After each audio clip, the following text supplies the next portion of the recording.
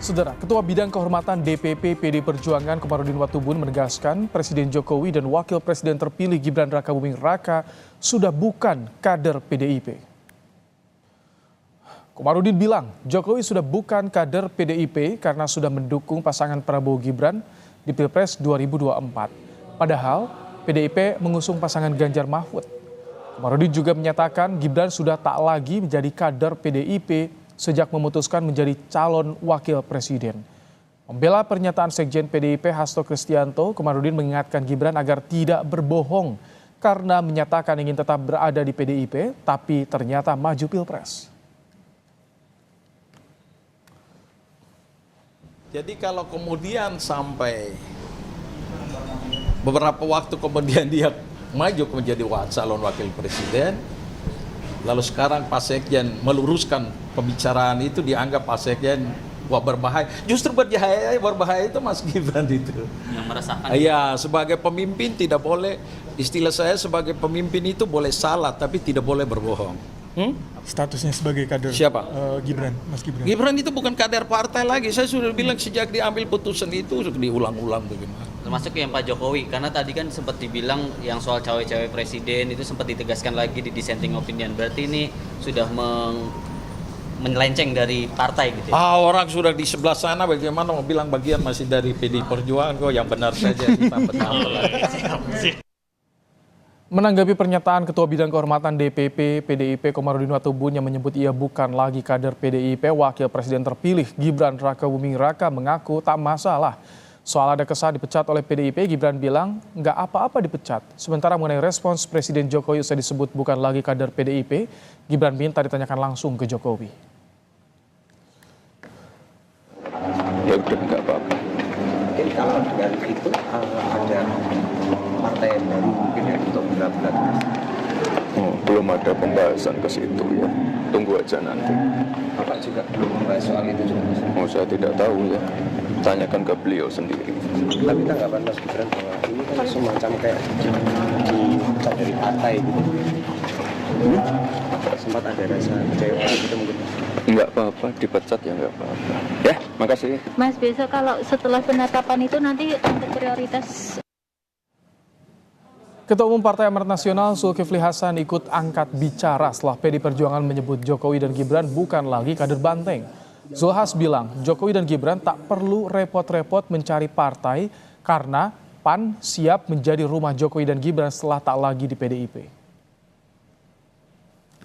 Ya, saya waktu dekat ada agenda mau ke Solo. Ya, gitu. Jadi Pak Jokowi, Mas Gibran, nggak usah repot-repot lah. Kan sudah berkali-kali ya, keluarga Pak Jokowi, keluarga PAN keluarganya Pak Jokowi. Jadi sudah jelas terang. Nggak usah kesana kemari, ngapain? Ya. Sudah ada rumahnya, namanya Partai Amanat Nasional. Ketua Umum Relawan Jokowi Projo sekaligus Menkominfo Budi Aristiadi turut merespons pernyataan PDIP yang menyebut Jokowi dan Gibran bukan lagi kader mereka. Budi Ari menilai pergasan Jokowi dan Gibran bukan lagi kader banteng merupakan sikap politik PDIP sebagai partai politik. Shalom, Om Swastiastu, Namo Buddhaya. Itu kan pernyataan dari PDI Perjuangan, itu haknya PDI Perjuangan. Kita menilai ya itu sikap PDI Perjuangan sebagai partai politik. Pak Jokowi sama Pak Gibran saya pikir sih pasti ada. PD Perjuangan menegaskan Presiden Jokowi dan Wakil Presiden terpilih Gibran Rakabuming Raka sudah bukan kader lagi. Apakah hubungan Jokowi dan PDIP sudah berada di titik nadir?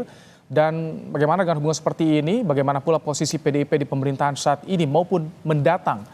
Kita akan bahas bersama dengan Ketua Bidang Kehormatan DPP PDIP Komarudin Watubun dan pengamat politik Report Tracking Indonesia Hanta Yuda. Selamat petang Pak Komarudin dan Mas Hanta. Selamat petang Ibrahim. Baik. Selamat petang. Baik, Pak Komarudin, pernyataan keras sebut Jokowi dan Gibran bukan lagi kader PDIP. Ini makna yang bisa dibaca oleh publik tentu tegas, keras, usai putusan MK. Sebetulnya bagaimana sih saat ini hubungan keluarga Jokowi dengan PDIP termasuk dengan Ketua Umum Megawati Soekarno Putri, Pak Komarudin?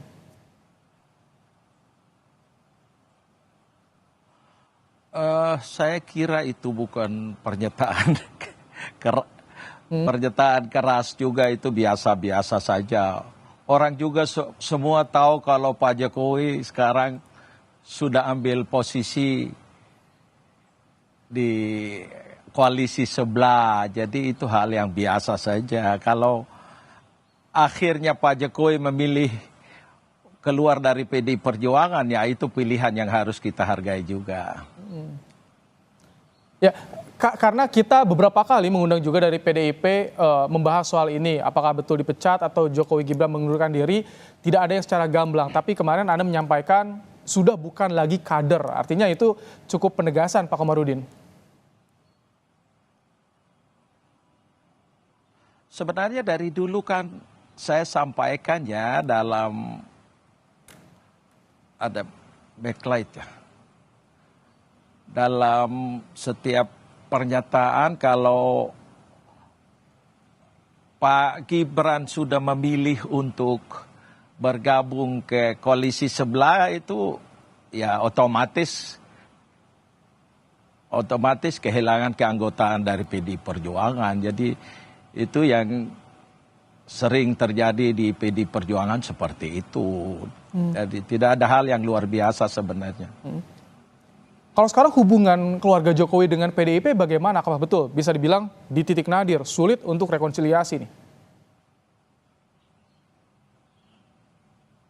Ya itu bagian lain, saya tidak tahu ke depan. Tapi sampai saat ini saya kira publik semua juga tahu Pak Jokowi posisi berseberangan dengan PDI Perjuangan dari Pilpres maupun Pileg kemarin ya. Bahkan ada gerakan-gerakan yang mengancam PDI Perjuangan baik di Pilpres maupun di Pilegnya. Untung di Pileg kita masih tetap kokoh sebagai pemenang dalam Pileg kemarin.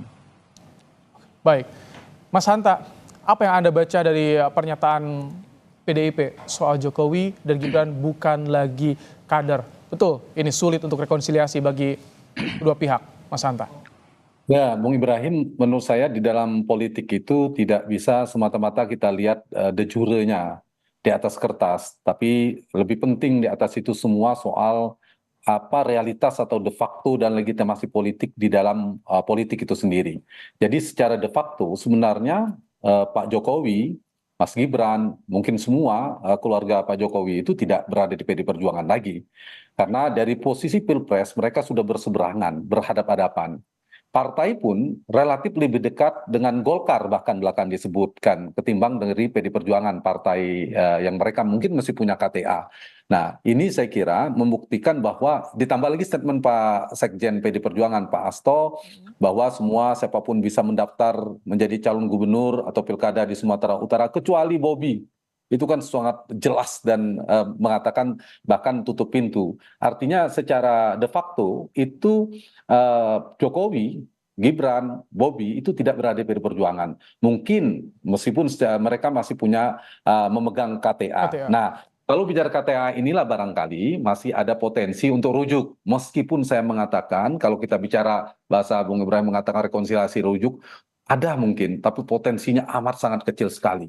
Kalau kemudian orang mengatakan kemungkinan ada pertemuan Pak Jokowi dan Ibu Mega dalam waktu dekat ini, saya termasuk yang tidak yakin. Sangat sulit itu terrealisasi. Jauh lebih mudah merealisasikan pertemuan antara Pak Prabowo dan Ibu Mega ketimbang Ibu Mega dan Pak Jokowi. Itu bacaan saya. Karena kita lihat bagaimana karakter Ibu Mega, bagaimana sikap PDI Perjuangan dan seterusnya.